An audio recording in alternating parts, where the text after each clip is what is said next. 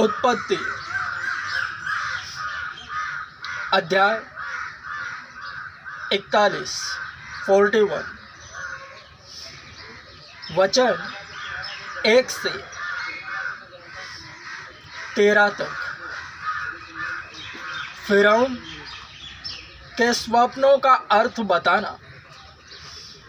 पूरे 2 वर्ष बीतने पर फिरौन ने यह स्वप्न देखा कि वह नील नदी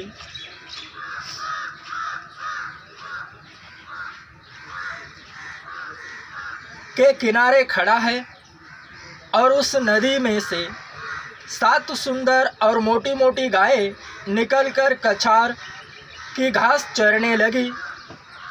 और क्या देखा कि उनके पीछे और 7 गायें जो कुरूप और दुर्बल है नदी से निकली और दूसरी गायों के निकट नदी के तट पर जा खड़ी हुई। तब ये कुरूप और दुर्बल गायें उन 7 सुंदर और मोटी मोटी गायों को खा गई। तब फिरौन जाग उठा और जब वह फिर सो गया और दूसरा स्वप्न देखा कि एक डंठल में से 7 मोटी और अच्छी अच्छी बालें निकली। और क्या देखा कि उनके पीछे 7 बालें पतली और पुरवाई से मुरझाई हुई निकली और इन पतली बालों ने उन 7 मोटी और अन्न से भरी हुई बालों को निगल लिया।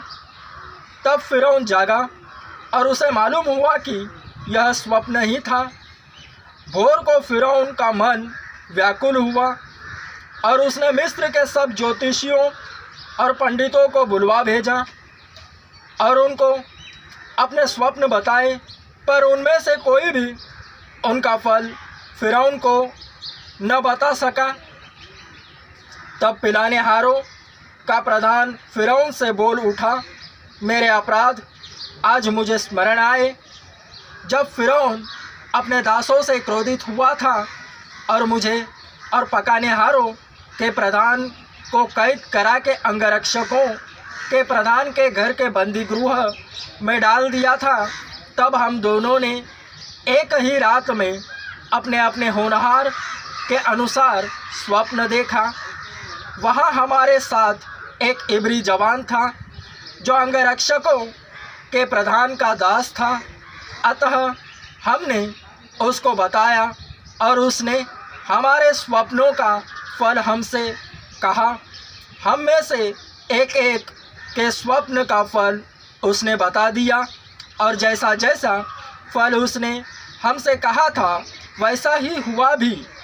अर्थात मुझको तो मेरा पद फिर मिला, पर वह फांसी पर लटकाया गया।